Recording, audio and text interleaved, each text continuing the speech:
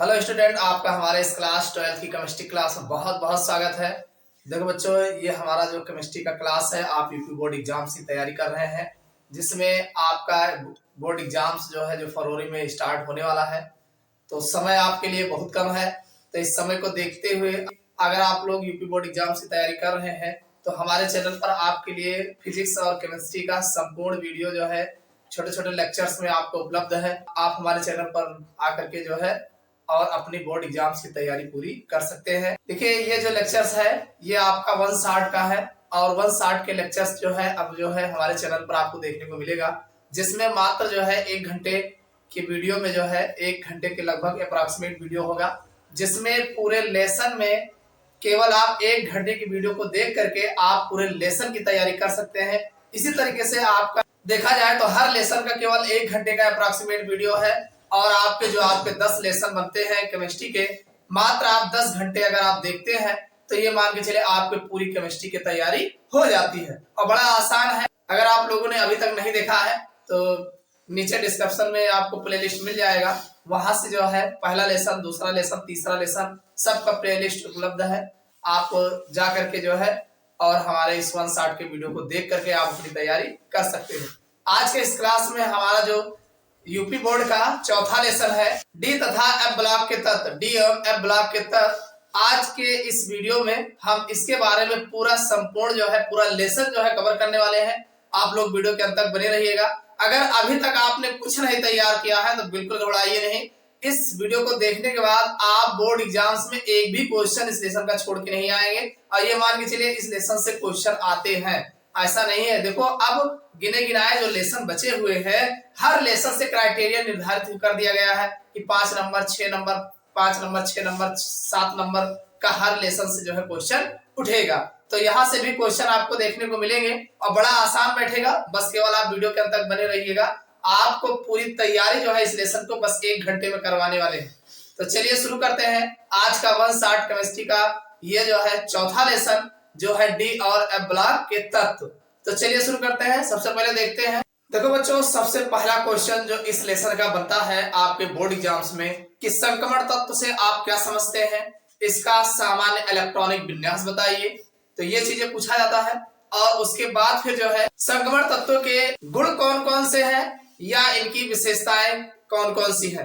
तो ये क्वेश्चन सबसे पहले आपके बोर्ड एग्जाम्स में पूछा जाता है। यानी कुल मिलाके संक्रमण तत्व किसे कहते हैं, या डी ब्लॉक के तत्व कौन होते हैं, या डी ब्लॉक के तत्व किसे कहते हैं, इनका सामान्य इलेक्ट्रॉनिक विन्यास बताइए तथा इनकी विशेषताएं भी बताइए। तो ये क्वेश्चन सबसे पहले आपके बोर्ड एग्जाम्स में 5 नंबर में पूछा गया है और ये इंपॉर्टेंट भी है क्योंकि इस लेसन से सबसे पहला अगर कोई क्वेश्चन बनता है तो इसी टाइप का क्वेश्चन जो है आपको देखने को मिलता है। तो चलिए सबसे पहले हम जान लेते हैं कि ये हमारे संक्रमण तत्व होते क्या है। तो देखो बच्चों, सीधी सी बात है, वे तत्व जिनका इलेक्ट्रॉनिक विन्यास, अब आप संक्रमण तत्व को कैसे बताओगे, उसका इलेक्ट्रॉनिक विन्यास करने के आधार पर ही तो बताया जाएगा। तो सबसे पहले हम बताएंगे कि वे तत्व जिनका इलेक्ट्रॉनिक विन्यास करने पर अंतिम इलेक्ट्रॉन, अरे भाई अगर अंतिम इलेक्ट्रॉन यस ऑर्बिटल में भरा जाएगा तो यस ब्लॉक का तत्व कहा जाएगा, अंतिम इलेक्ट्रॉन पी ब्लॉक में भरा जाएगा तो पी ब्लॉक का तत्व कहा जाएगा, और अंतिम इलेक्ट्रॉन जब डी में भरा जाएगा तो डी ब्लॉक का तत्व कहा जाएगा। समझ में आई बात। लेकिन अब समस्या ये है कि ये जो हमारा डी ब्लॉक का एलिमेंट्स होता है इसको ऐसे लिखा जाता है, जैसे मान लीजिए 3d6 है तो ये हमारा 4s2 होता है। तो अंतिम में तो हमारा जो है यस रहता है और उससे पहले हमारा डी आता है, क्योंकि इसका जो जनरल इलेक्ट्रॉनिक कॉन्फ़िगरेशन होता है n-1d, उसके बाद यहाँ पे 1 से लेकर के 10 तक कोई भी हो सकता है और साथ में ns² होता है। तो कुल मिला के यहाँ तो आपका यस रहेगा और उससे पहले ही डी आता है। तो इसी तरीके से इसको हम कहेंगे वे तत्व जिनका इलेक्ट्रॉनिक विन्यास करने पर अंतिम इलेक्ट्रॉन, यानी आखिरी वाला इलेक्ट्रॉन कहाँ भरने जा रहे हो, अंतिम इलेक्ट्रॉन बाह्य कोश के पिछले कोश के, यानी बाहर वाले कोश के पिछला कोश। अरे बाहर वाला ये है, पिछला ये है ना, उसके अंदर वाला पिछला होगा, उसके अंदर वाला और पिछला होगा। तो और नहीं जाना है, बाह्य कोश के पिछले कोश के डी, ये कौन है, डी वाला है, तो डी कक्षक में प्रवेश करते हैं तो उन्हें डी ब्लॉक अथवा संक्रमण तत्व कहते हैं।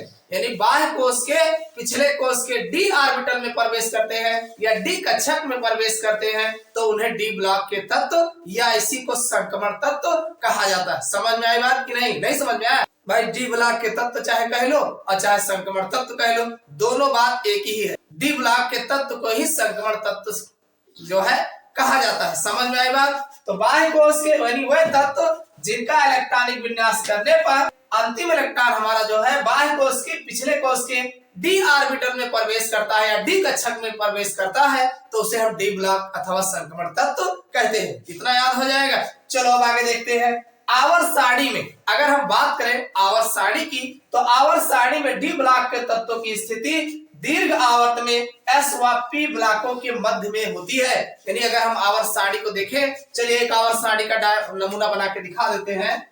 ये आपका आवर्त सारणी। देखो बच्चों, अगर हम बात करें आवर्त सारणी की, ये आवर्त सारणी आपको ऐसे आपको देखने को मिलेगी। ये आपका फर्स्ट ए ग्रुप होगा, ये आपका सेकेंड ए और ये आपका एस ब्लॉक एलिमेंट से यहाँ से यहाँ तक, और इधर जो है इधर आपको पी ब्लॉक यहाँ से यहाँ तक देखने को मिलेगा, और जो हमारा डी ब्लॉक एलिमेंट्स होता है यहाँ से यहाँ तक जो है लिखा होता है। यानी कुल मिला के यहाँ थर्ड बी से लेकर के सेकंड बी तक हमारा डी ब्लॉक एलिमेंट्स होता है। तो आप कैसे बताएंगे? आप बताएंगे कि आवर्त सारणी में डी ब्लॉक तत्वों की स्थिति, यानी जो आवर्त सारणी है इसमें जो डी ब्लॉक तत्वों की स्थिति है दीर्घ आवर्त में। किस आवर्त में? दीर्घ। अरे दीर्घ आवर्त यही तो है। ये देखो दीर्घ आवर्त देखा जाए तो यहाँ चौथे से स्टार्ट होता है 4 5 6 7, ये सब दीर्घ आवर्त है। यानी 4 5 अगर देखेंगे तो दीर्घ आवर्त है और 6 7 अति दीर्घ आवर्त हो जाता है। समझ में आई बात?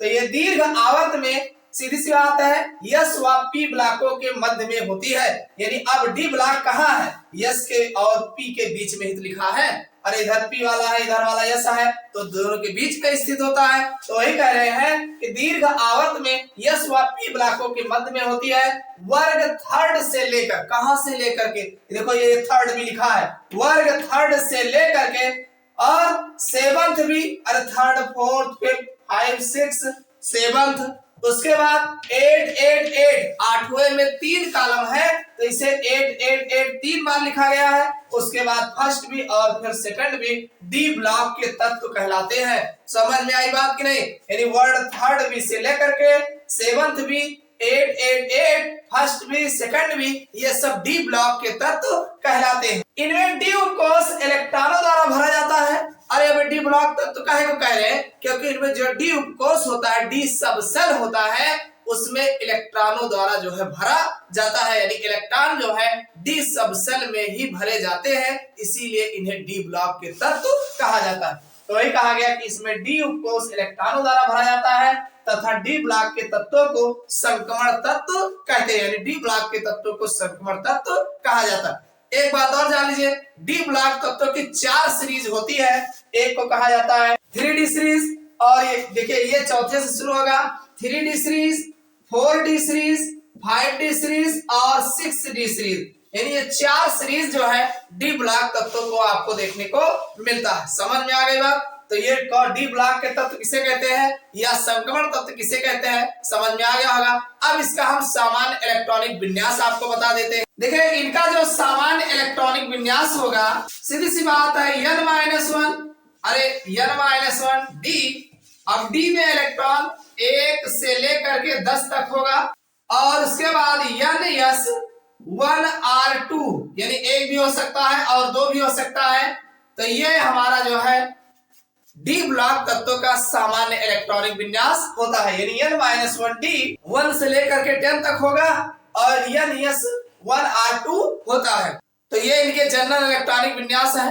उम्मीद करता हूँ समझ में आ गया होगा। अब हम देख लेते हैं इनके सामान्य लक्षण कौन कौन से। देखो मेरे प्यारे बच्चों, अगर हम बात करें ये जो हमारा संक्रमण तत्व होता है या डी ब्लॉक तत्वों की विशेषताएं क्या होती हैं, या इनके सामान्य लक्षण कह लीजिए या इनके गुण कह लीजिए, चाहे जैसे करके पूछेगा एग्जाम में, आपको बस इतना ही लिखना है, बहुत ज्यादा लिखने की आवश्यकता नहीं है। तो अब इसमें सबसे पहला गुण जो इसका है कि इनके सभी तत्वों में धात्विक गुण होता है। अरे एक बात दिमाग में रख लो, कि ये धातु होते हैं। क्या होते हैं? धातु। यानी जितने भी डी ब्लॉक एलिमेंट्स होते हैं सब के सब धातु होते हैं। तो धात्विक गुण नहीं दिखाएंगे तो क्या अधात्विक दिखाएंगे? अरे सब के सब धातु होते हैं, तो यानी ये सब के सब धात्विक गुण जो है प्रदर्शित करते हैं। अरे जितने धातु है तो धात्विक गुण नहीं दिखाएंगे, तो डी ब्लॉक के तत्व में जो होते हैं सब के सब धात्विक गुण जो है प्रदर्शित करते हैं। समझ में आ गई बात? चलो अगला देख लो, इनके सभी तत्व रंगीन लवण बनाते हैं। देखो एक बात ध्यान रखना, ये जो डी ब्लॉक के एलिमेंट्स होते हैं, इनके जितने भी एलिमेंट्स होते हैं सभी तत्व जो है भाई इनमें डी उपकोष में एक इलेक्ट्रॉन भरा जाता है। तो डी उपकोष में 1 से 9 तक जितने भी इलेक्ट्रॉन होते हैं ये सब रंगीन लवण बनाते हैं। क्यों? क्योंकि ये जो है विशेष रंग को जो है अपने पर ऑब्जर्व कर लेते हैं और उसी रंग का जो है छोड़ते रहते हैं। अब क्यों ये विशेष रंग को ऑब्जर्व करते हैं? क्योंकि इनका जो डी उपकोष होता है, जैसे मान लीजिए ये इनका डी है 1 2 3 4 5, ये मान लीजिए डी उपकोष में इनके अयुग्मित इलेक्ट्रॉन्स होते हैं। कितने कैसे इलेक्ट्रॉन? अयुग्मित। अयुग्मित जानते हैं? नहीं जानते हो? अयुग्मित का मतलब हुआ, देखो हर एक कक्ष में जो है उपकोष में जो है 2-2 इलेक्ट्रॉन भरा जाता है। तो जब एक एक इलेक्ट्रॉन रहेगा तो उसे अयुग्मित इलेक्ट्रॉन कहा जाता है। तो इनमें डी उपकोष में अयुग्मित अनपेयर्ड इलेक्ट्रॉन होते हैं, और जब अयुग्मित इलेक्ट्रॉन होता है तो ये विशेष रंग के भाई जितना अयुग्मित इलेक्ट्रॉन होगा उसी हिसाब से विशेष रंग को ऑब्जर्व करेगा। जब इन पर प्रकाश पड़ता है तो उसी विशेष रंग को ऑब्जर्व करेगा और उसी विशेष रंग का दिखेगा, जो लिया होगा वही तो देगा। तो कहने मतलब कि इनके सभी तत्व रंगीन लवण बनाते हैं। यानी जितना भी लवण बनाएंगे ये, चाहे आप इनके तत्व की बात करो चाहे इनके लवण की बात करो यौगिक की बात करो, ये विशेष रंग यानी रंगीन लवण बनाते हैं। यानी जितने भी डी ब्लॉक एलिमेंट्स होते हैं ये विशेष इनके सभी तत्व जो है रंगीन लवण का निर्माण करते हैं। कैसे लवण बनाते हैं? रंगीन लवण का निर्माण करते हैं, क्योंकि इनके अंतिम इलेक्ट्रॉन डी उपकोष में भरे जाते हैं। जो अयुग्मित इलेक्ट्रॉन होते हैं ये विशेष रंग के प्रकाश को ऑब्जर्व कर लेते हैं और उसी जैसा दिखाते हैं। समझ में आ गए? तो इनके सभी तत्व किसके? संक्रमण तत्व के सभी तत्व रंगीन लवणों का निर्माण करते हैं। समझ में आ गई बात? चलो अगला देखिए, इनके सभी तत्व संकर यौगिक का निर्माण करते हैं। एक बात ध्यान रखना, जो कॉम्प्लेक्स यौगिक बनता है, कौन? जटिल यौगिक। जैसे आप लोगों ने सुना होगा, K4Fe का होल 6 नाम सुना है ना? ये है कॉम्प्लेक्स कंपाउंड। क्या है ये कॉम्प्लेक्स। आप देख रहे हैं Fe लिखा है कि नहीं लिखा है? तो Fe क्या है? डी ब्लॉक एलिमेंट्स है, संक्रमण तत्व है। तो इनके जितने भी डी ब्लॉक एलिमेंट्स होते हैं ये संकर यौगिक, इसी को बोलते हैं संकर यौगिक। क्या बोलते हैं? संकर यौगिक। यानी जो बड़े ब्रैकेट के अंदर में लिखा जाता है इसे बोलते हैं कॉम्प्लेक्स कंपाउंड। तो ये जो डी ब्लॉक एलिमेंट्स होते हैं ये संकर यौगिक का निर्माण करते हैं। अरे आपका एक लेसन भी तो है कोऑर्डिनेशन कंपाउंड, उप सह संयोजी यौगिक। तो आपने उसमें देखा होगा कि जितने भी कंपाउंड है सब के सब डी ब्लॉक एलिमेंट्स के ही आपको देखने को मिलते हैं। तो कहने का मतलब ये है इनके सभी तत्व संकर यौगिक का निर्माण करते हैं। किसके? डी ब्लॉक के एलिमेंट्स जो होते हैं ये संकर यौगिक का निर्माण करते हैं। चलो अगला देख लेते हैं, ये तत्व परिवर्तित संयोजकता प्रदर्शित करते हैं। अरे काहे नहीं करेंगे? देखो इनका जो एनर्जी लेवल है, जो हमारा N-1 ये डी वाला कक्षक होता है जिसमें 1 से लेकर के 10 तक इलेक्ट्रॉन भरे रहते हैं, और साथ में NS²। तो NS² से इलेक्ट्रॉन निकले और चाहे N-1D से निकले, दोनों की ऊर्जा लगभग सेम होती है। तो अब यहाँ जरूरत पड़ी तो S से ही इलेक्ट्रॉन निकालते हैं। साथ में और इलेक्ट्रॉन की अगर कोई जरूरत पड़ गई तो से डी वाले से निकाल के दे देते हैं। तो इसीलिए जो है ये जो है परिवर्तित संयोजकता प्रदर्शित करते हैं। यानी 2 इलेक्ट्रॉन तो ही निकालेगा, साथ में डी वाले में से ले जाकर दे दे जो जरूरत पड़ जाए। तो ये 3 भी प्रदर्शित करेगा, 4 भी प्रदर्शित करेगा, 5 भी प्रदर्शित करेगा। यानी एक ही एलिमेंट्स जो है अलग अलग संयोजकता कई प्रदर्शित करते हैं। तो आप कह सकते हैं कि जो डी ब्लॉक एलिमेंट्स होते हैं ये परिवर्तित संयोजकता प्रदर्शित करते हैं, कि फिक्स वैलेंसी किसी की नहीं होती। समझ में आ गई बात? अगला है ये उत्प्रेरक के रूप में कार्य करते हैं। काहे नहीं कार्य करेंगे? जब इनका भाई इनकी परिवर्तनीय बैलेंसी होती है, जरूरत पड़ने पर दो चार लोग का अपने में जोड़ सकत है, तो जब दो चार लोग का जोड़ सकत तो उनका जोड़ के प्रोडक्ट बना देंगे और छोड़ देंगे फिर, तो कुल मिला के इनका सतही क्षेत्रफल आप मान सकते हैं कि ज्यादा होता है, यानी इनके पास रिक्त स्थान अधिक होता है, और जब रिक्त स्थान अधिक होता है तो ये उत्प्रेरक के रूप में काम करते हैं, यानी उन्होंने जाएगा जुड़ जाइए है, उसके बाद एक और जने जुड़ जाइए है, और जुड़ने जाने के बाद दोनों प्रोडक्ट बना करके छोड़ देंगे, फिर अपना निश्चित होकर चले आएंगे। तो ये जो है यानी आप अगर उत्प्रेरक की बात की जाए तो जो डी ब्लॉक एलिमेंट्स होते हैं या इनके जो यौगिक होते हैं वो उत्प्रेरक के रूप में काम करते हैं। एक चीज जाने रहना, एस ब्लॉक वाले उत्प्रेरक का काम नहीं करते, और न पी ब्लॉक का उत्प्रेरक का काम करता है, केवल डी ब्लॉक एलिमेंट्स जो है उत्प्रेरक के रूप में काम करते हैं। समझ में आ गई बात कि उत्प्रेरक कहां से आएगा? जितना उत्प्रेरक आप यूज करते हो ये सब के सब डी ब्लॉक एलिमेंट्स के ही आपको देखने को मिलेंगे। और अगला है इनके गलनांक और क्वथनांक उच्च होते हैं। कहा नहीं उच्च होगा भाई? इनके गलनांक और क्वथनांक उच्च होते हैं। हाँ भाई उच्च होते हैं। जो डी ब्लॉक एलिमेंट्स होते हैं ये कठोर होते हैं, और कठोर होने के कारण इनके गलनांक और क्वथनांक उच्च होते हैं। ये नॉर्मल यानी 150 डिग्री सेल्सियस में जरा से भी टसमस नहीं होते हैं। जब इनको हाई टेम्परेचर दिया जाता है, 1000 प्लस की बात होती है, 800-900 डिग्री सेल्सियस टेम्परेचर की बात होती है, तब ये पिघलते हैं। तो कहने मतलब 1000 प्लस में जब पिघलते हैं तो बस ऐसे है कि इनके गलनांक और क्वथनांक उच्च होते हैं। समझ में आ गई बात? और एक बात और जाने लेना, ये आपके एग्जाम में केवल फार्मूला जो है विकल्प के रूप में पूछा जाता है। डी ब्लॉक तत्वों के बाह्य कोश का इलेक्ट्रॉनिक विन्यास, बाह्य कोश मतलब एकदम किनारे वाले का, बाह्य कोश का इलेक्ट्रॉनिक विन्यास N+1 हुआ N+2 होता है। क्या होता है? N+1 या N+2 होता है। S में या तो एक इलेक्ट्रॉन होगा या तो दो इलेक्ट्रॉन होगा। और सुनिए, तथा इसके पिछले कोश यानी बाहर वाले से थोड़ा से अंदर में आओगे तो N-1 के बात की जा रही है, यानी N में से घटा दो ना। अरे N वाला ऐसा है तो N-1 कर दो तो D वाला हो जाए। तो N-1 का इलेक्ट्रॉनिक विन्यास जो होगा, अब ध्यान सुनिए, D थोड़ा रहा था N-1 में, S और रहा P और रहा तब जाके D आओ, ठीक। तो N-1 S स्क्वायर रहे, यानी S तो पूरा भरा रहे, N-1 P6 रहे, यह पूरा भरा रहे, तथा N-1 D जो होगा इसमें 1 से लेकर के 10 तक कोई भी हो सकता है। यानी बाह्य कोश के पिछले कोश का जो इलेक्ट्रॉनिक विन्यास होगा N-1 S square, N-1 P6, N-1 D 1 to 10, 1 से लेकर के 10 तक कुछ भी हो सकता है। तो ये जो है इनके जो है बाह्य कोश का या इनके जो है इलेक्ट्रॉनिक विन्यास जो है इस प्रकार रिप्रेजेंट किया जाता है। तो उम्मीद करता हूं ये सारे जो है इनके गुण जो है समझ में आ गया होगा। समझ में आ गया? चलो ठीक है, फिर अगला क्वेश्चन देखो। देखो अगला जो क्वेश्चन आपके बोर्ड एग्जाम्स में खूब पूछा जाता है वो कारण लिखने को आता है। अब कारण में कौन कौन आते हैं? देखो ये जो कारण लिखने को हम बताएंगे, इस कारण में एक बात ध्यान रखना, जब आपका ये कारण जो पूछा जाता है तो इसमें जो है आपके जैसे अगर लक्षण पूछा जाए, जैसे किसी किसी की हेडिंग दे करके पूछा जाता है कि इसको बताइए, तो आप आराम से जो है इस कारण को आप लिख सकते हैं। जैसे पूछा जा सकता है संक्रमण तत्वों की विशेषता जो है इसके आधार पर बताइए। किसके आधार पर? जैसे कह दिया जाए संक्रमण धातुएं रंगीन यौगिक बनाते हैं, इसके आधार पर बताइए, तो आप उसके आधार पर जब पूछेगा तब भी बता सकते हैं। तो कारण लिखने को ये मोस्ट इंपॉर्टेंट है। हमने कुछ कारण जो है सिलेक्ट किए हैं, इसको आप देख करके आप इसके बारे में काफी चीजें आप जान सकते हैं। तो सबसे पहला कारण हमने लिया है कि संक्रमण धातुएं रंगीन यौगिक बनाते हैं। क्यों बनाते हैं? तो यही आपको बताना है कि काहे को बनाते हैं। भाई संक्रमण यौगिक रंगीन धातुएं बनाते हैं, रंगीन यौगिक बनाते हैं, तो ऐसा क्यों है? तो देखिए इसका कारण यह है कि संक्रमण तत्व ठोस अवस्था, अब ये जितने भी डी ब्लॉक एलिमेंट्स है यही तो संक्रमण तत्व है। तो संक्रमण तत्व ठोस अवस्था हो और चाहे जलीय विलयन में हो, अगर जलीय विलयन में होगा तो आयन अवस्था में होगा, अरे जल में घुलेगा तो आयन नहीं बनाएगा, तो जलीय विलयन में आयन अवस्था, तो कहने मतलब संक्रमण तत्व ठोस अवस्था अथवा जलीय विलयन में रंगीन आयन बनाते। कैसे आयन बनाते हैं? रंगीन आयन बनाते हैं। हाँ बनाते हैं। काय को बनाते हैं?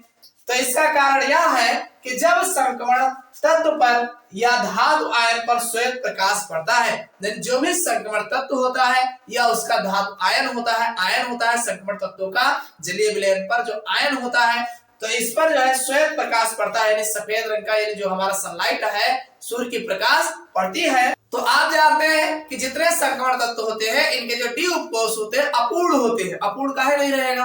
अरे उसमें उसी में तो इलेक्ट्रॉन भरा जा रहा है ना, तो अपूर्ण होते हैं। तो ही कहा गया तो अपूर्ण डी कक्षकों की उपस्थिति में, यानी जिनमें कक्षक डी कक्षक हमारा अपूर्ण होगा, तो अपूर्ण कक्षकों की उपस्थिति में अयुग्मित इलेक्ट्रॉन, अयुग्मित जान रहे हो, नहीं समझ पा रहे हो, देखो ये जैसे मान लो 3D7 है, 1 2 3 4 5 6 7, हमेशा इलेक्ट्रॉन हुंड के नियमानुसार भरा जाता है। किसके नियमानुसार? हुंड के नियमानुसार। हुंड का नियम क्या कहता है कि समान ऊर्जा वाले कक्षकों में पहले एक एक इलेक्ट्रॉन दक्षिणावर्त दिशा में भरते हैं, फिर बचे हुए इलेक्ट्रॉनों का युग्म वामावर्त दिशा में भरा जाता है। तो अब इनमें अगर देखा जाए तो आप सिंगल सिंगल वाला इलेक्ट्रॉन कितना दिख रहा है? 3 दिख रहा है ना, तो ये 3 अयुग्मित इलेक्ट्रॉन, ये यहां से लेकर के यहां तक अयुग्मित हुआ। कैसा हुआ? अयुग्मित। और ये दो जो बना है ये युग्मित है। कैसा है? युग्मित है। तो ये जो युग्मित है उससे कोई मतलब है नहीं, उनके पास जगह नहीं है। जो ये अयुग्मित इलेक्ट्रॉन होते हैं यही काम करते हैं। क्या काम करते हैं? तो वही लिखा है, उपस्थित अयुग्मित इलेक्ट्रॉन प्रकाश का अवशोषण करते हैं। ये प्रकाश को एब्जॉर्ब करते हैं। अवशोषण मतलब क्या होता है? जो भी प्रकाश इन पर पड़ता है उस प्रकाश को अवशोषित कर लेते हैं और निम्न ऊर्जा वाले कक्षकों से उच्च ऊर्जा वाले कक्षकों में चले जाते हैं। अरे प्रकाश का अवशोषण करेंगे, इनके अंदर एनर्जी आएगी, तो एनर्जी जब एक्स्ट्रा पाएंगे तो भागेंगे ये कूद कर। तो ये नीचे वाले लेवल पे अगर रहेंगे तो कूद कर ऊपर वाले यानी उच्च ऊर्जा लेवल में जो है चले जाते हैं।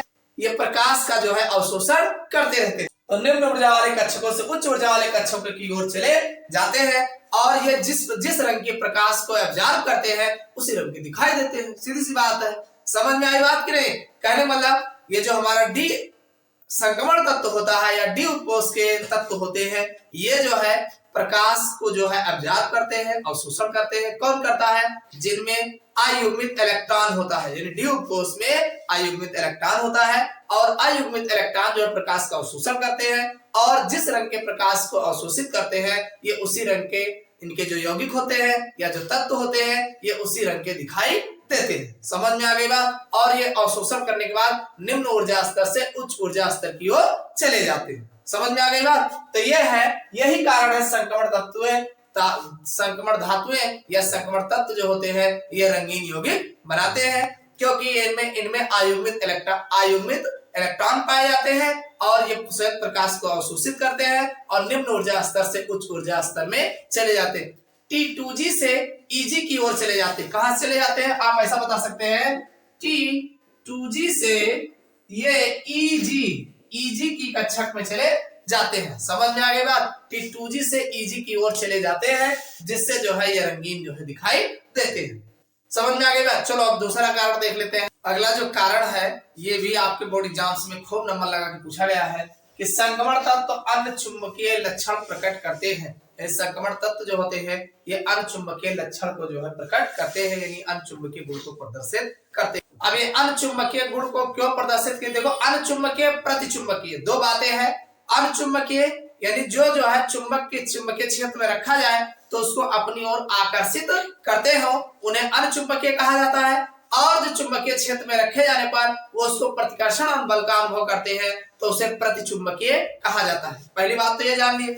अब संक्रमण तत्व और आयन में अयुग्मित इलेक्ट्रॉन की उपस्थिति के कारण आप जानते हैं जो भी डी ब्लॉक एलिमेंट्स होते हैं या जो भी संक्रमण तत्व होते हैं इनमें जो है अयुग्मित इलेक्ट्रॉन्स पाए जाते हैं। डी में क्या पाए जाते हैं? अयुग्मित इलेक्ट्रॉन्स पाए जाते हैं, अनपेयर्ड इलेक्ट्रॉन पाए जाते हैं। उपस्थिति के कारण अन्य चुंबकीय लक्षण प्रकट करते हैं और इसी के कारण जो है अन्य चुंबकीय लक्षण जो है प्रदर्शित करते हैं, जिसका कारण यह है कि N-1 डी उपकोष में प्रायः अयुग्मित इलेक्ट्रॉन उपस्थित होते हैं। आपको ठीक से पता है कि N-1 डी में 1 से लेकर के 10 तक इलेक्ट्रॉन होता है। तो अब 10 तक कहाँ रहेगा? 10 नहीं बल्कि 9 तक मान लो भरा तो जाता है 10 तक, लेकिन इनके बीच में जब इलेक्ट्रॉन रहता है 1 से लेकर के 9 तक मान लीजिए रहता है तो इनमें कुछ न कुछ अनपेयर्ड इलेक्ट्रॉन रहते हैं।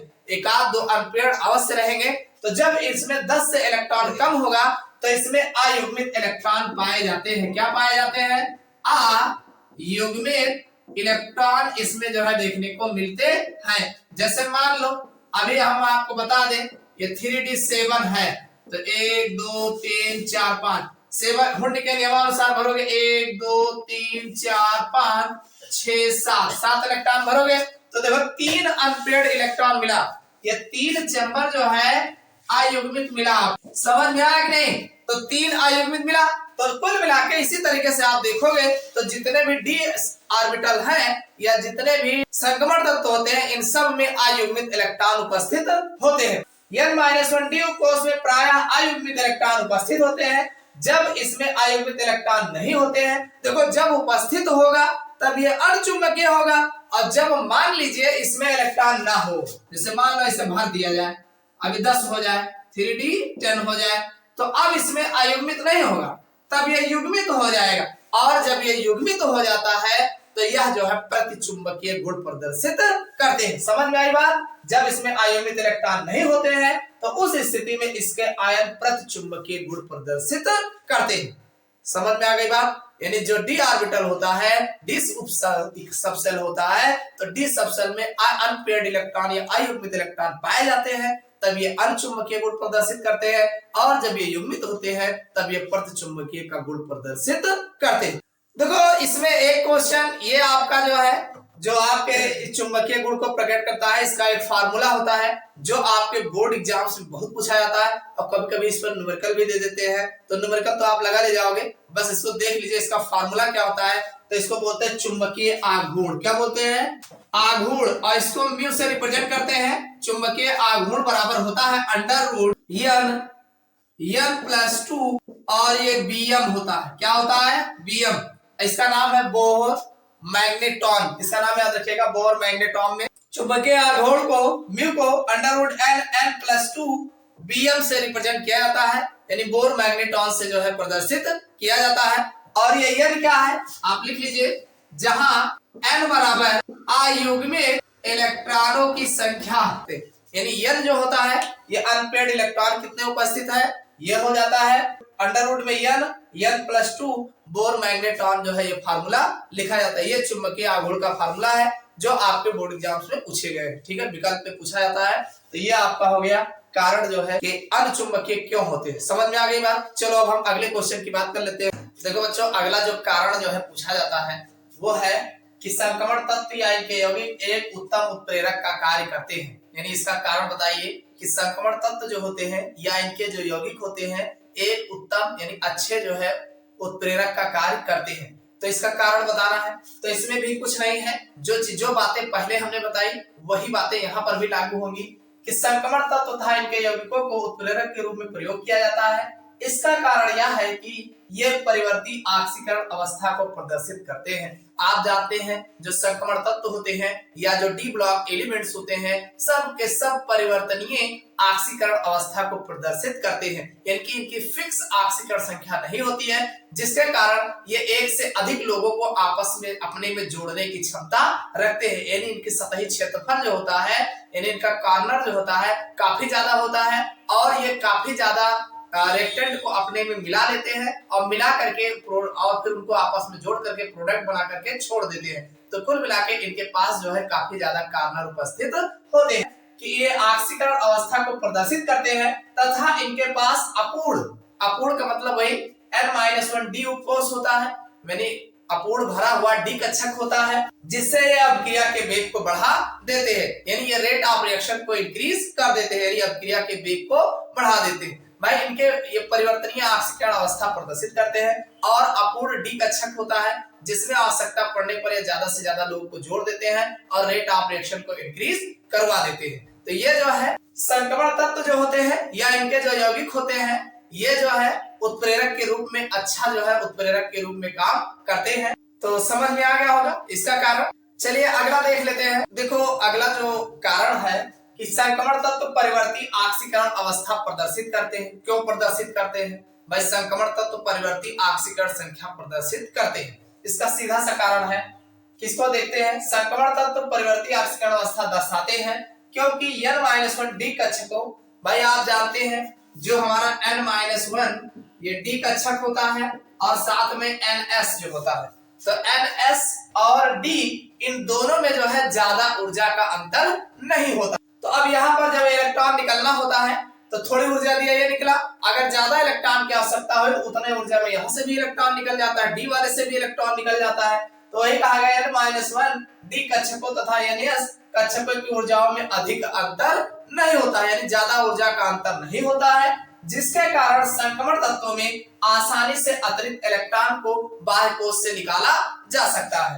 यानी कहने वाला संक्रमण तत्वों में से अतिरिक्त इलेक्ट्रॉन कोश से बाहर आसानी से निकाले जा सकते हैं, यानी डी वाले कोश से आसानी से इलेक्ट्रॉनों को बाहर निकाला जा सकता है और ऑक्सीकरण अवस्था की संख्या जो है बढ़ जाती है। भाई अगर यहाँ से इलेक्ट्रॉन, मान लीजिए 2 इलेक्ट्रॉन इसके पास है, आप 2 निकाले तो +2 ऑक्सीकरण अवस्था प्रदर्शित करेगा। अब मान लीजिए यहाँ से आप इसका 5 है, इसमें से 1 इलेक्ट्रॉन निकाल दिए तो ये 3 हो जाएगा।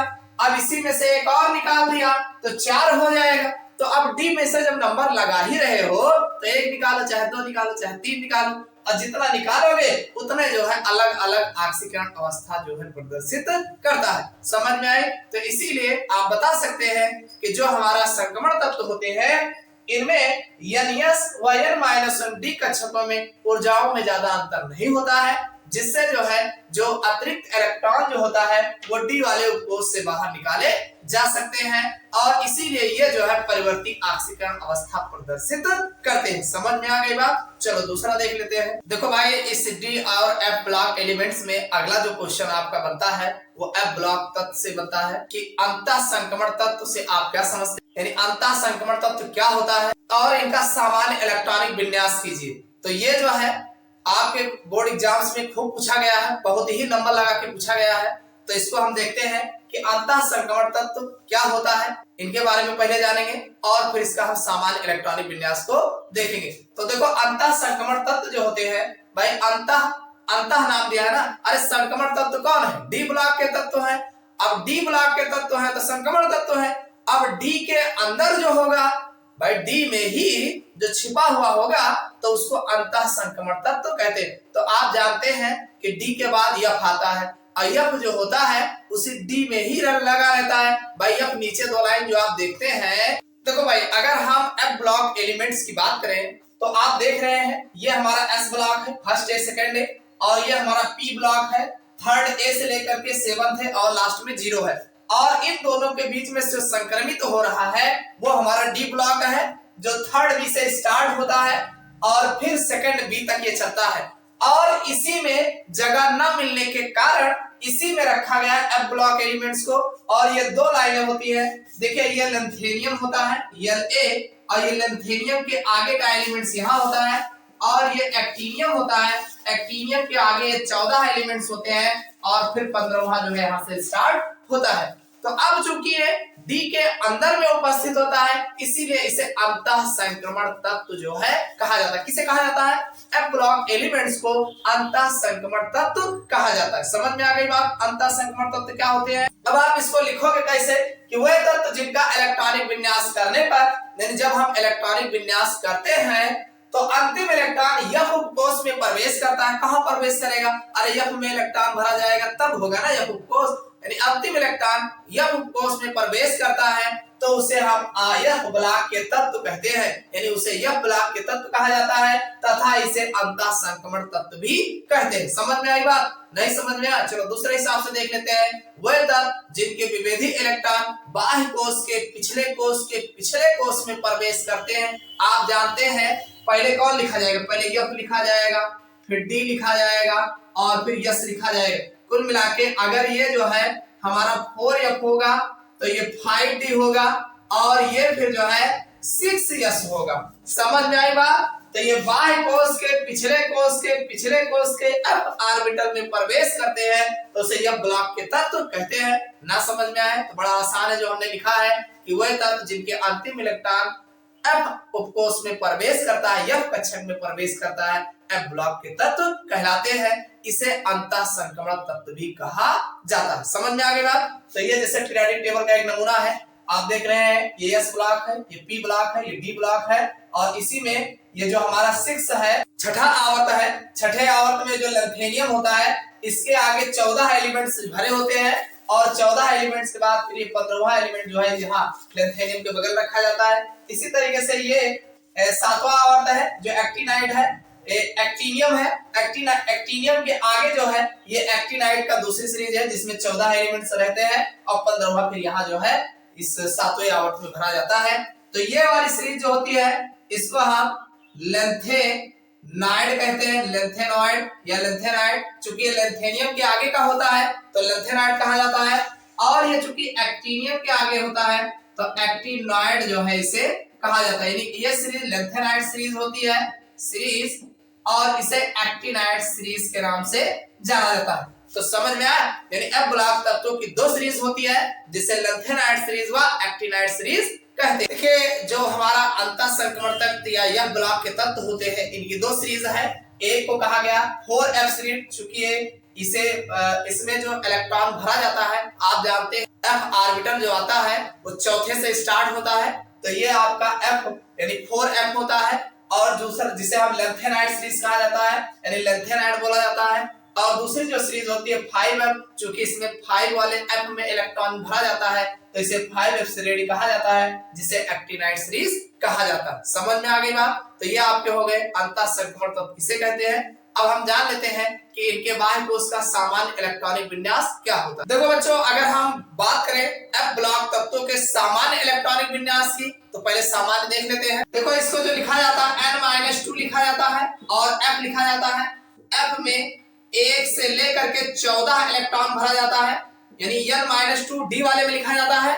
अब चूंकि ये उसके अंदर होता है तो n-2 लिखा जाएगा, f हो जाएगा। इसमें जो है 1 से 14 इलेक्ट्रॉन भरा जाता है। आप जानते हैं मैक्सिमम इलेक्ट्रॉनों की संख्या f ब्लॉक में 14 तक भरा जाता है। और फिर इसके बाद लिखेंगे n-1 और d, इसको आप 0 से 1 लिख सकते हैं, यानी 0 भी होगा ज्यादातर और या 1 भी हो सकता है। उसके बाद ns1r2 कहने मतलब फिर लास्ट में 1 या 2 इलेक्ट्रॉन s में जो है भरा जाएगा, यानी इसका सामान्य जो बाह्य कोश का इलेक्ट्रॉनिक विन्यास होता है n-2f 1 से लेकर 14 तक, या n-1 d 0 से 1 होगा, और ns1r2 जो है f ब्लॉक तत्वों का जो है इलेक्ट्रॉनिक विन्यास होता है। अब इसमें अगर मान लीजिए आपसे पूछ ले कि जो हमारे लेंथेनाइड सीरीज होते हैं इनका इलेक्ट्रॉनिक विन्यास क्या होता है। लेंथेनाइड तत्वों का इलेक्ट्रॉनिक विन्यास लिखने के लिए आपको पता है यहाँ पर helium, neon, argon, krypton, xenon और रेडान होता है। तो आपको ये पता है कि जीनान के आगे जो है लेंथेनियम आएगा और इसके बाद होगा, तो यहाँ हम पहले जीनान लिख लेते हैं Xe, और जीनान का इलेक्ट्रॉनिक विन्यास जो होता है वो हो जाएगा इसके आगे। फिर आप लिखिए 4f 1 से लेकर 14 तक, उसके बाद 5d 0 से 1 होगा, और फिर हमारा 6s2 हो जाएगा। कुल मिला के पहले जीनान का पहले Xe लिखेंगे, यानी जीनान लिखा जाएगा क्योंकि जीनान के आगे ही आएगा, तो जीनान लिखेंगे और उसके बाद 4f में इलेक्ट्रॉन भरा जाएगा 1 से 14 तक, और 5d जो हमारा होगा 0 से 1, 0 भी हो सकता है 1 भी हो सकता है, और 6s2 स्क्वायर होगा।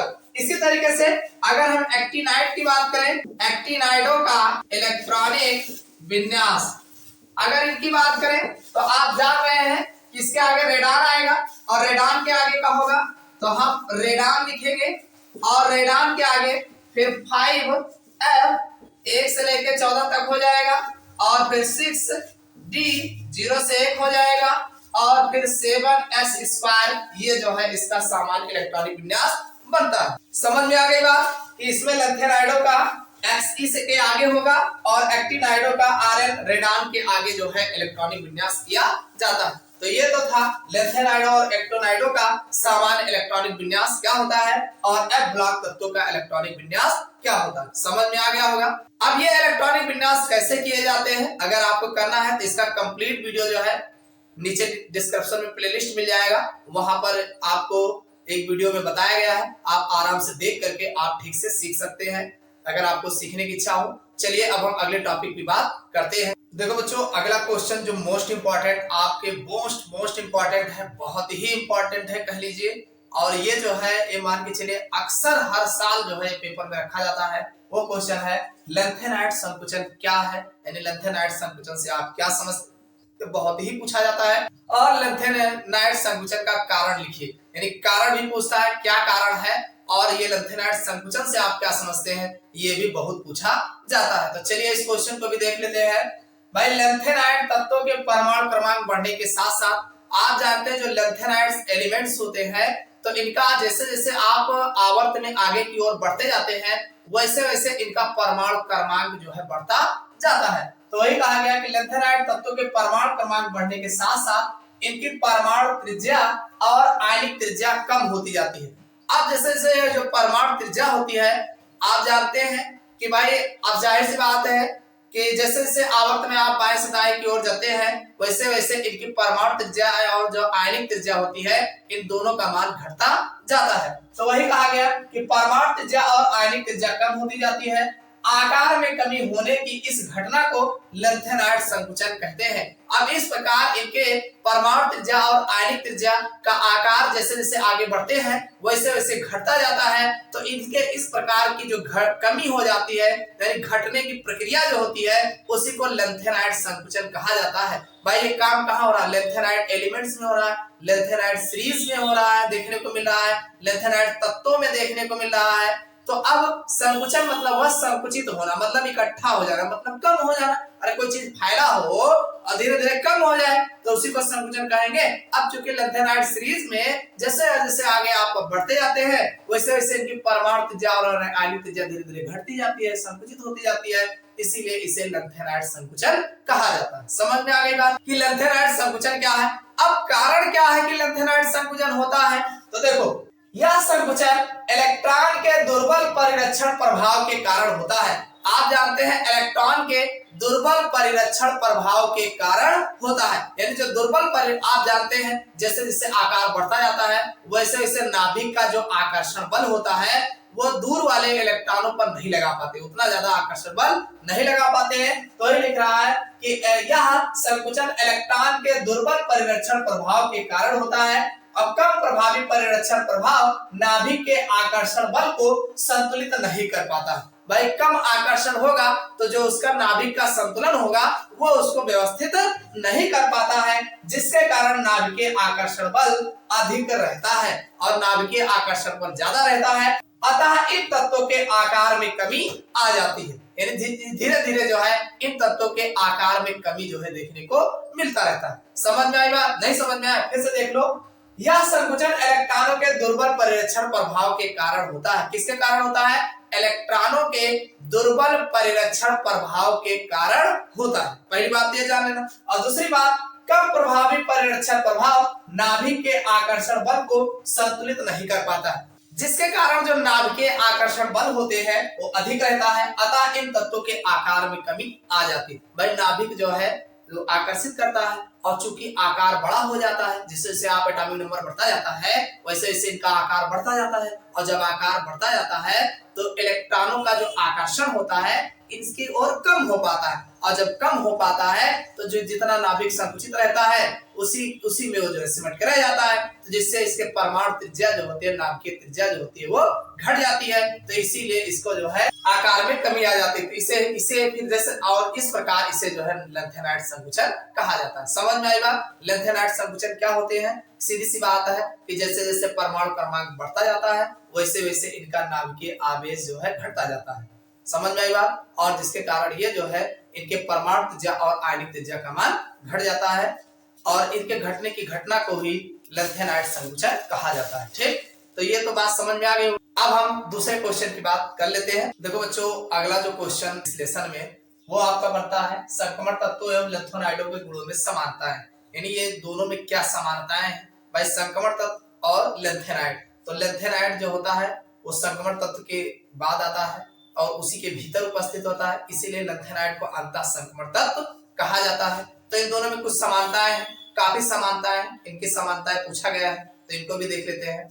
पहली समानता यह है कि सभी संक्रमण तत्व तथा लैंथेनाइड धातु होते हैं। आप जानते हैं अधातुएं जो होती हैं वो आपको पी ब्लॉक में केवल देखने को मिलेंगे, बाकी सब के सब यस और डी और एफ ये सब के सब धातु होते हैं। तो संक्रमण तत्व और जो लैंथेनाइड होते हैं ये सभी के सभी धातु होते हैं। ठीक, पहली समानता ये है। दूसरी है इनके गलनांक और क्वथनांक समानता उच्च होते हैं। बाय डी ब्लॉक एलिमेंट्स जो होते हैं इनके गलनांक और क्वथनांक उच्च होते हैं। तो जो लैंथेनाइड्स एलिमेंट्स होते हैं, एफ ब्लॉक के तत्व होते हैं, इनके भी गलनांक और क्वथनांक उच्च होते हैं, काफी उच्च होते हैं। और अगला है इनके अधिकांश यौगिक आयन रंगीन होते हैं। भाई जो संक्रमण तत्व होता है, जो रीजन संक्रमण तत्व में होता है कि रंगीन लवण बनाते हैं, तो वैसे ही जो आपके लैंथेनाइड्स एलिमेंट्स होते हैं इनमें भी वही रीजन होता है, तो ये भी रंगीन आयन का निर्माण करते हैं। यानी रंगीन इनके जो आयन होते हैं या यौगिक होते हैं वो रंगीन होते हैं।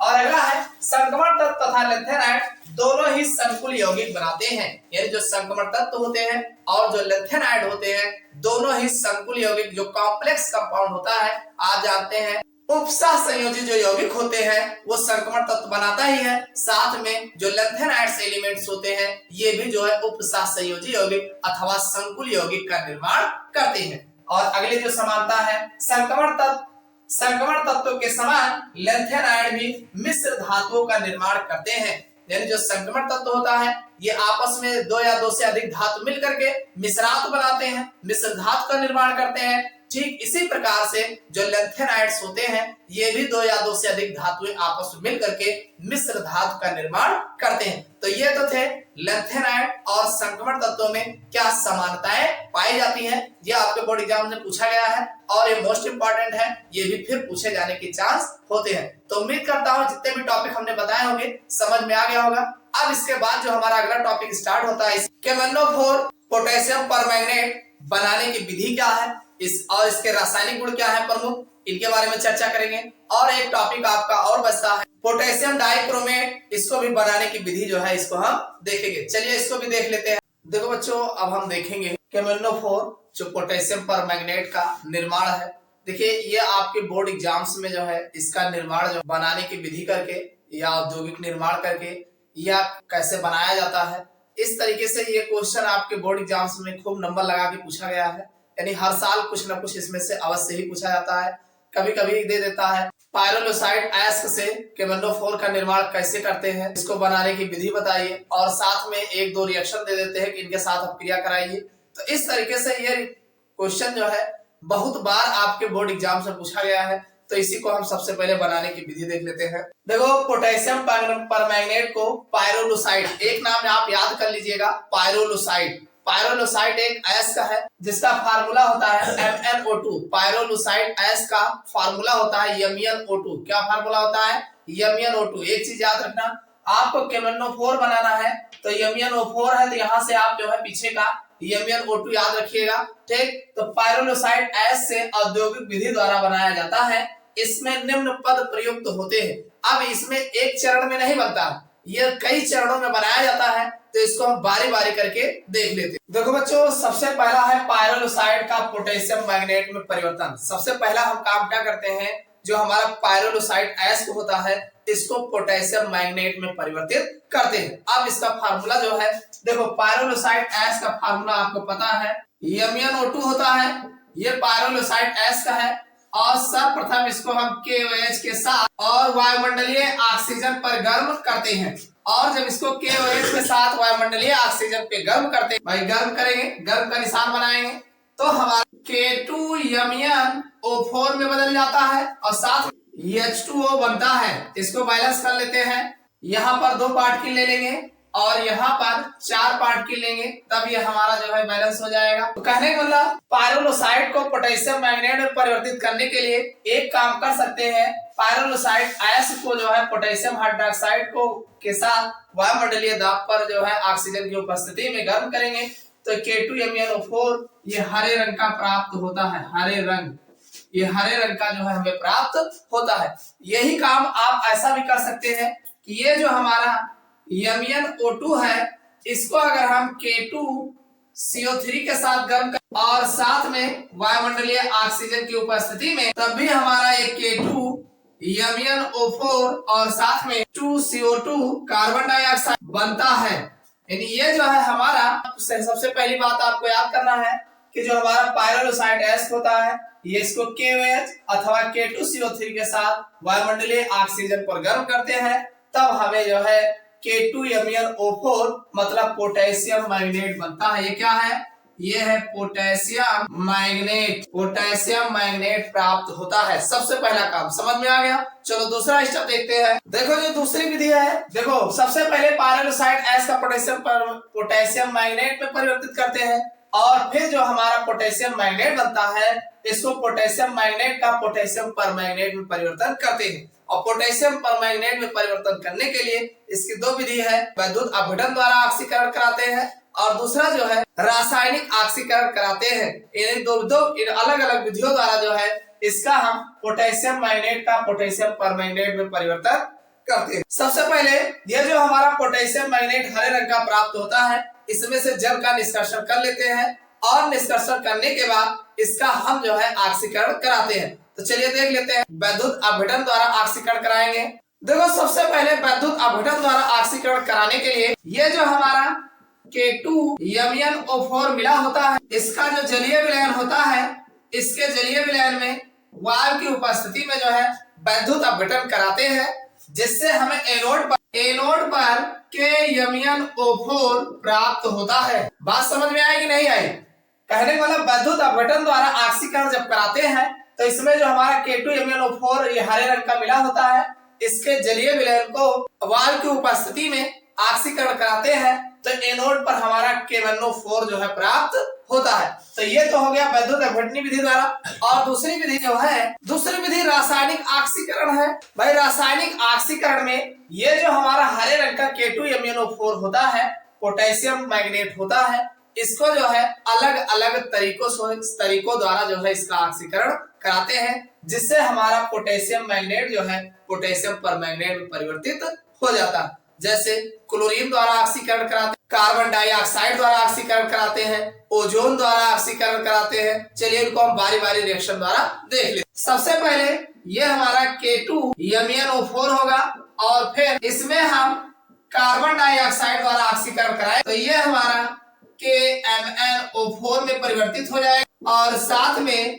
K2CO3 बनेगा और MnO2 प्राप्त होगा। कहने मतलब K2MnO4 का जब हम कार्बन डाइऑक्साइड द्वारा ऑक्सीकरण कराते हैं, गर्म करते हैं KMnO4 और साथ में K2CO3 और MnO2 प्राप्त होता है। चलिए दूसरा देख लेते हैं। ये K2MnO4 का ऑक्सीकरण जब हम O3 ओजोन की उपस्थिति में कराते हैं और साथ में H2O के जरिए विलयन, तब भी हमारा जो है KMnO4 और प्लस KON और साथ में O2 जो है प्राप्त होता है। यानी अगर हम ओजोन के साथ जो है इसके जलीय विलयन में भेजेंगे तब भी जो है KMnO4 बनता है। और तीसरा जो है K2MnO4 को क्लोरीन Cl2 के साथ गर्म करते हैं तब भी हमें जो है KMnO4 और साथ में KCl बनता है। समझ में आई बात कि नहीं? यानी तीन विधियां हैं, जो तीन तरीका ऐसा है। एक तो आप कार्बन डाइऑक्साइड द्वारा इसका ऑक्सीकरण कराएंगे तब भी KMnO4 मिलेगा,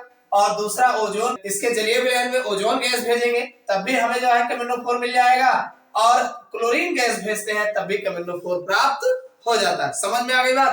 तो ये तो था पोटेशियम मैग्नेट का पोटेशियम परमैंगनेट में परिवर्तन कैसे किया जाता है। ये जो हमारा जलीय विलयन मिलता है KMnO4 का, इस जलीय विलयन का आसानी के साथ जो है इसका क्रिस्टलीकरण करके इसके क्रिस्टल जो है प्राप्त किए जाते हैं। तो ये तो था आपका पायरोलुसाइड एस्क से जो है किस प्रकार जो है KMnO4 का निर्माण किया जाता है। उम्मीद करता हूँ इतना समझ में आया होगा।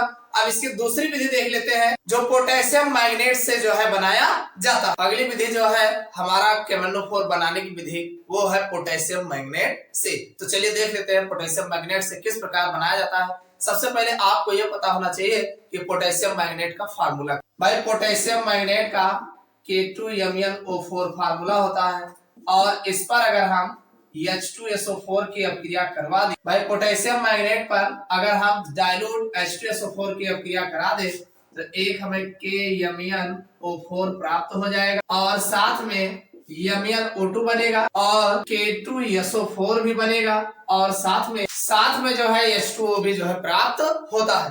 यानी कहने का मतलब जब हम K2MnO4 में पोटेशियम मैग्नेट में डाइल्यूट H2SO4 की अपक्रिया कराते हैं तो हमें KMnO4 प्राप्त होता है। एक तो ये विधि हो गई, और दूसरा जो हमारा है यानी पोटेशियम मैग्नेट के जलीय विलयन में कार्बन डाइऑक्साइड, क्लोरीन और ओजोन प्रवाहित करने पर, इससे पहले जो आपने देखा है सेम वही सारे प्रोसेस द्वारा जो है बनाया जाता है। तो उसको हम बता चुके हैं ऑलरेडी। अगर रिएक्शन फिर से देखना चाहते हो तो देख सकते हैं। ये हमारा है K2MnO4 3 पार्टिकल होगा, और जलीय और साथ में जो है कार्बन डाइऑक्साइड 4 पार्टिकल होगा।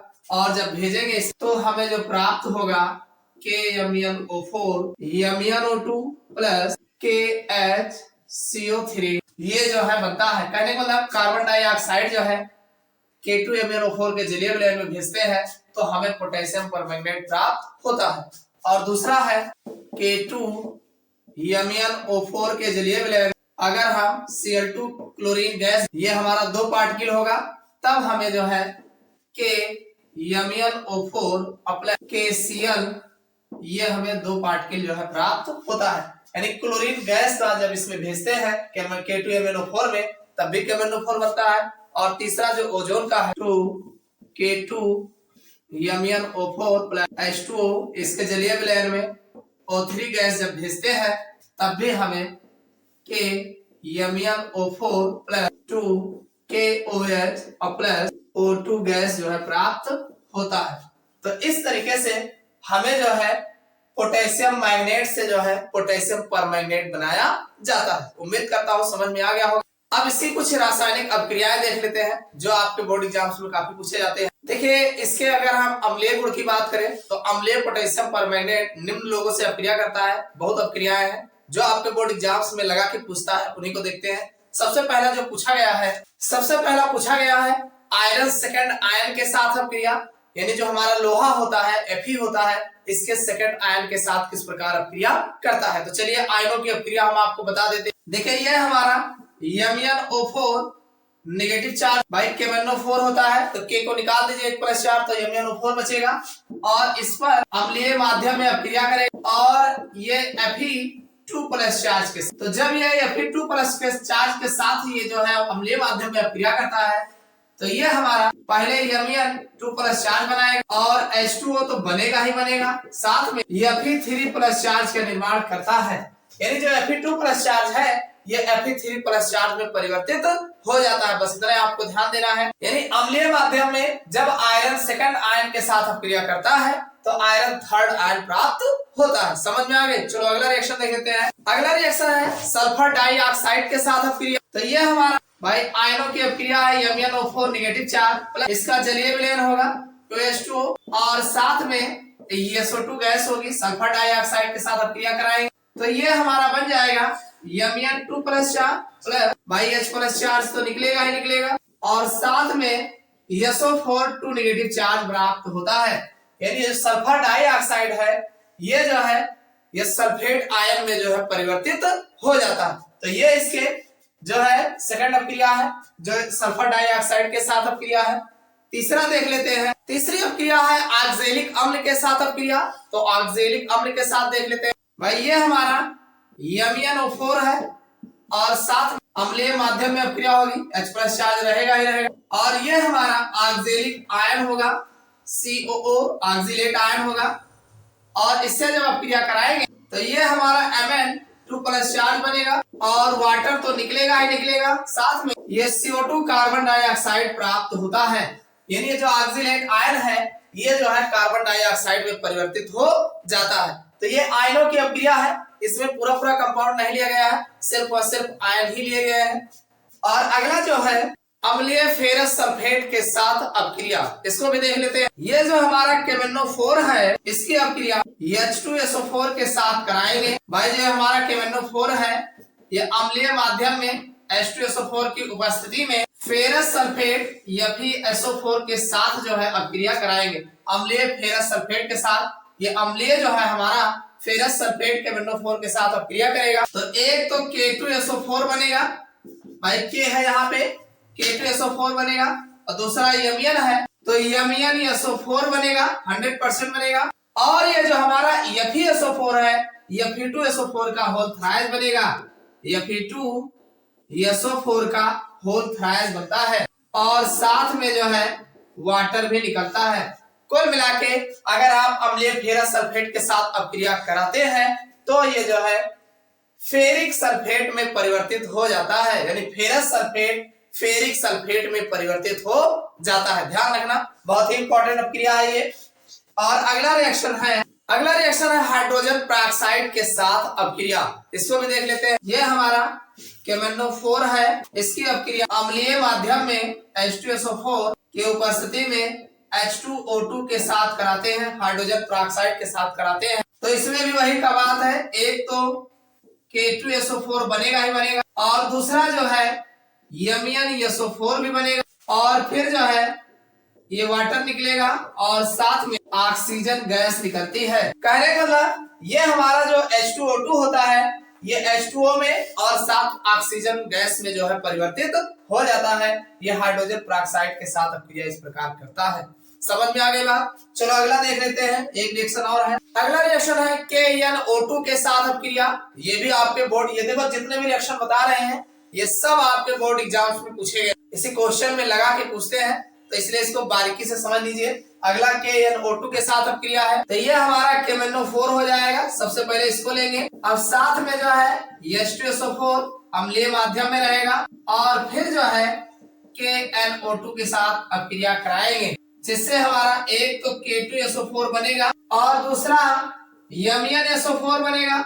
स्वाभाविक है, यहाँ आप अम्लीय माध्यम में कराओगे तो ये दोनों देखो हर स्टेप में बन रहे हैं, तो इस हिसाब से क्या चीजें हर स्टेप में बन रही हैं उसको आप ध्यान रखोगे तो बना ले जाओ। और ये KNO2 जो है ये बदल जाएगा, KNO3 में बदल जाएगा और साथ में जो है H2O बनेगा। तो यानी KNO2 जो है KNO3 में परिवर्तित हो जाता है। तो ये है इसके मोस्ट इंपोर्टेंट केमिकल रिएक्शन जो आपके बोर्ड एग्जाम्स में जब भी बनाने की विधि पूछे जाते हैं तब भी ये जो है साथ में लगा करके पूछ लेता है कि इनके साथ अपक्रिया जो है करके बताइए। तो उम्मीद करता हूं कि सारे रिएक्शन आपको समझ में आ गए होंगे। भाई इसमें कुछ नहीं है, ये अम्लीय माध्यम में ये आयनों की अपक्रिया है तो आयन आयन लिखा गया है, Fe2+ चार्ज है और ये अम्लीय माध्यम में है तो Mn हमेशा जो है Mn2 में चेंज होता है और Fe2 जो है Fe3 में परिवर्तित हो जाता है। और दूसरा SO2 के साथ कराओगे तो SO4 में परिवर्तित हो जाएगा और तीसरा जो है ऑक्जेलिक आयन के साथ कराएंगे, ऑक्जेलिक अम्ल के साथ, तो ये कार्बन डाइऑक्साइड में परिवर्तित हो जाता है। और फेरस सल्फेट के साथ कराएंगे तो फेरिक सल्फेट में। देखो ये जो अपक्रिया है और ये जो अपक्रिया है ये दोनों सेम रिएक्शन है। यहाँ पर 2+ चार्ज है, यहाँ 3+ चार्ज है, यहाँ पर 3+ चार्ज है। ये दोनों अपक्रिया सेम है, बस यहाँ पर आयनों के साथ कराया गया है, सेकंड आयन के साथ, और यहाँ पर जो है पूरा रिएक्शन जो है इसका बताया गया। हाइड्रोजन पेरोक्साइड के साथ कराओगे H2O2 के साथ तो H2O और O2 में चेंज हो जाएगा, ये रिएक्शन है। बाकी सेम बनेगा। K2SO4 बाई H2SO4 के साथ KMnO की अपक्रिया जब होती है अम्लीय माध्यम में तो ये K2SO4 MnSO4 बनना स्वाभाविक है, ये H2O बनेगा। और अब ये H2O2 था तो H2O और SO2 बन जाएगा, ये आपका O2 बन जाएगा। और अगला KNO2 के साथ अपक्रिया कराओ तो KNO3 बनेगा, बस बाकी सेम चीजें वही हो जाएगी। K2SO4 भाई KMnO4 जो है इसके SO4 के साथ लगेगा तो K2SO4 Mn जो होगा MnSO4 और KNO2 जो होगा KNO3 में परिवर्तित हो जाएगा, बाकी जो है वाटर आपका निकलता है। तो मोस्ट इंपोर्टेंट रिएक्शन है, समझ में आ गया होगा किस तरीके से औद्योगिक विधियों द्वारा जो है हम KMnO4 का निर्माण करते हैं और इसका रासायनिक गुण किस प्रकार है। अब हम पोटेशियम डाइक्रोमेट बनाने की विधि इसको भी देख लेते हैं। देखो पोटेशियम डाइक्रोमेट बनाने की विधि, तो पोटेशियम डाइक्रोमेट बनाने की विधि बताने से पहले ये किससे बनाया जाता है तो एक चीज जान लीजिए, ये क्रोमाइड एश के द्वारा बनाया जाता है। किसके द्वारा बनाया जाता है? क्रोमाइड एश। अब आपको क्रोमाइड एश का फार्मूला पता होना चाहिए, FeCr2O4 ये क्रोमाइड एश को होता है। और साथ में जो हम बनाने जा रहे हैं पोटेशियम डाइक्रोमेट, इसका फार्मूला क्या होता है तो आप जानते हैं भाई। पोटेशियम डाइक्रोमेट का नाम, पोटेशियम मतलब K2 हो गया, Cr2O7 ये आपका पोटेशियम डाइक्रोमेट हो जाएगा। चलिए देखते हैं कैसे बनाते हैं। देखो इसको हम केवल आपको रिएक्शन बताएंगे, बाकी विधि आप कैसे लिखना है अभी इसको भी बता देंगे। सर्वप्रथम पहला काम जो किया जाता है, जो हमारा क्रोमाइड एश को होता है भाई, क्रोमाइड एश का फार्मूला आप लिख लीजिए FeCr2O4 ये हमारा क्रोमाइड एश होगा। कौन होगा? क्रोमाइड एश। पहले इसको जान लो, क्रोमाइड एश का हमारा FeCr2O4 है, इसकी अपक्रिया Na2CO3 इसका नाम है सोडियम कार्बोनेट और साथ में जो है वायु O2 की उपस्थिति में इसको गर्म करते हैं। यानी क्या क्या बातें आपको ध्यान रखना है, क्रोमाइड एश को वायु की उपस्थिति में सोडियम कार्बोनेट के साथ गर्म करते हैं तब हमें जो है Na2CrO4 और साथ में Fe2O3 दो पार्टिकल और साथ में कार्बन डाइऑक्साइड प्राप्त होता है। ये जो Na2CrO4 है इसका नाम है सोडियम क्रोमेट। तो सबसे पहला स्टेप कैसे लिखोगे, आप बताएंगे कि जब हम क्रोमाइड एस को वायु की उपस्थिति में सोडियम कार्बोनेट के साथ गर्म करते हैं तो हमें सोडियम क्रोमेट प्राप्त होता है। इतना लिख ले जाओगे, नहीं लिख पाओगे, लिख ले जाओगे, आराम से लिख ले जाओगे। अब ये जो हमें सोडियम क्रोमेट प्राप्त होता है इसको छान कर पृथक कर लेते हैं। अब भाई जलीय विलयन में मिलेगा तो इसको छान कर पृथक कर लेते हैं। छान के पृथक करने के बाद इसको जो है अम्लीकृत करते हैं, यानी अम्ल मिलाते हैं, और अम्ल मिलाने के बाद इसके जो है नारंगी रंग के क्रिस्टल जो है प्राप्त कर लेते हैं। देखिए ये जो हमारा बना है Na2CrO4, इसको अम्लीकृत करते हैं H+4। जब इसको अम्लीकृत करते हैं तो ये हमारा बदल जाता है Na2Cr2O7 plus 2Na+4 plus H2O। ये जो बना है ये है सोडियम डाइक्रोमेट है। क्या है? सोडियम डाइक्रोमेट है। और ये जो था ये सोडियम क्रोमेट था। क्या था? Sodium chromate. कहने का मतलब ये है कि जो हमें सोडियम क्रोमेट बनता है इस सोडियम क्रोमेट का अम्लीय जल गठन कर अम्ल मिलाते हैं और अम्लीकृत करने पर इसके जो है सोडियम डाइक्रोमेट के नारंगी रंग के क्रिस्टल प्राप्त होते हैं। ये कैसा होता है? नारंगी रंग का होता है, नारंगी। समझ में आई बात कि नहीं? अब ये आपका सोडियम डाइक्रोमेट प्राप्त होता है। हमें बनाना क्या है?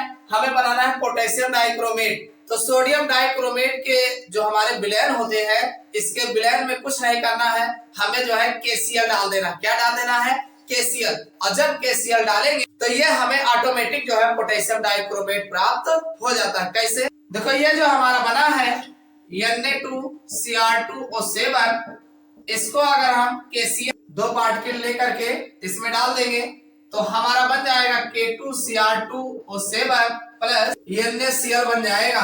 भाई ये हमारा जो है ये जो क्रियाशील है भाई जो K है इनसे अधिक क्रियाशील Na होता है, तो Na जो है इस Cl के साथ जो है NaCl बना लेता है, तो ये जो है मजबूरन यहाँ पर लग जाता है। तो इस तरीके से ये हमारा जो है ये सोडियम डाइक्रोमेट है और ये बदल जाता है पोटेशियम डाइक्रोमेट, यानी सोडियम डाइक्रोमेट जो है पोटेशियम डाइक्रोमेट में परिवर्तित हो जाता है। समझ में आई बात कि नहीं? नहीं समझ में आया? लिखना कुछ नहीं है, जो रिएक्शन हमने बताया है बस रिएक्शन देख के लिखना है।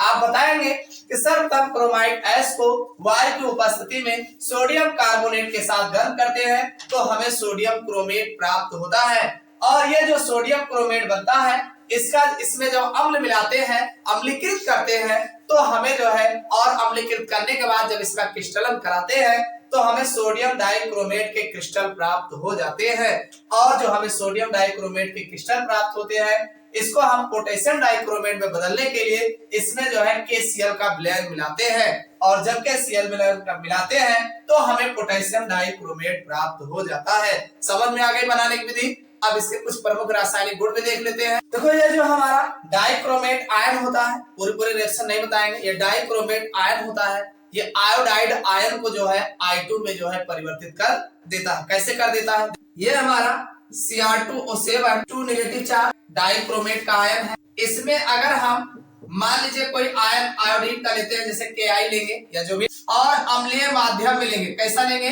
अम्लीय माध्यम में, तो ये हमारा Cr3 प्लस चार्ज में चेंज हो जाएगा और साथ में H2O तो बनेगा ही बनेगा, और जो है I2 यानी आयोडाइड आयन जो होगा वो I2 में परिवर्तित हो जाता है। ये आपके एग्जाम में पूछा गया है। ये जो हमारा डाइक्रोमेट आयन होगा ये आयोडाइड आयन को I2 में बदल देता है। ये पहला रिएक्शन हो गया।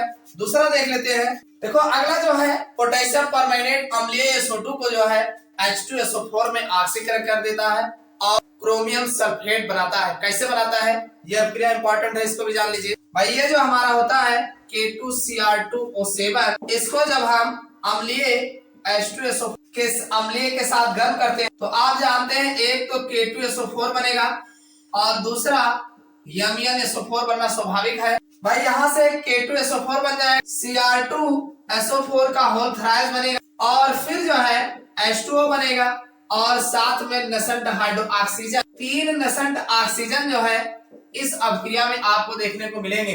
भाई ये हमारा K2Cr2O7 अम्लीय माध्यम में क्रिया करता है तो 3 नसंट ऑक्सीजन देता है और साथ में K2SO4 और Cr2SO4 का हाइड्रोजन बनाता है। अब ये SO2 जो होता है ये नसंट ऑक्सीजन से अभिक्रिया करता है जलीय माध्यम में, तो ये जो है H2SO4 में परिवर्तित हो जाता है। यानी SO2 जो है नसंट ऑक्सीजन से क्रिया करके H2SO4 में बदल जाता है। अब चूंकि ये 3 नसंट ऑक्सीजन यहां मिला है तो 3 से गुणा करा देंगे और इस पूरे रिएक्शन को जो है जोड़ लेंगे। तो इसको आप जोड़ लीजिए तो ये हमारा हो जाएगा K2Cr2O7 प्लस 4H2SO4 प्लस इधर वाला ले लीजिए 3 से मल्टीप्लाई 3SO2 हो जाएगा और प्लस भाई 3 H2O यहाँ है 4 यहाँ है तो 1 H2O होगा, ये कैंसिल हो जाएगा और ये ऑक्सीजन भी कैंसिल हो जाएगा तो यहाँ पर आपका गिब्स आउट हो जाएगा।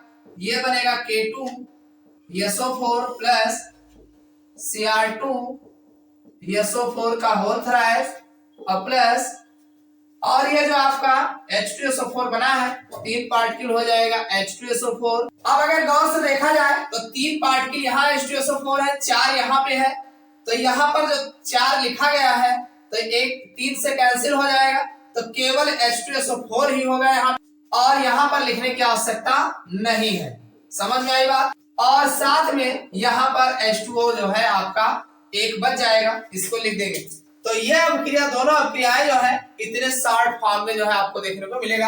यानी K2Cr2O7 जो है H2SO4 अम्लीय माध्यम में SO2 को जो है H2SO4 में परिवर्तित कर देता है। समझ में आ गई बात? एक अभिक्रिया और है इसमें, अगला है पोटेशियम डाइक्रोमेट जो है हाइड्रोक्लोरिक अम्ल को क्लोरीन में ऑक्सीकृत कर देता है। चलिए इसको भी देख लेते हैं। ये हमारा है K2Cr2O7 और इस पर हम HCl की अभिक्रिया कराएंगे। ये लगभग 14 पार्टिकल होगा और फिर एक तो हमारा KCl बन जाएगा, 2 है 2 KCl बनेगा, साथ में CrCl3 बनेगा और साथ में 7H2O बनेगा और साथ में Cl2 क्लोरीन गैस प्राप्त होती है। समझ में आ गया?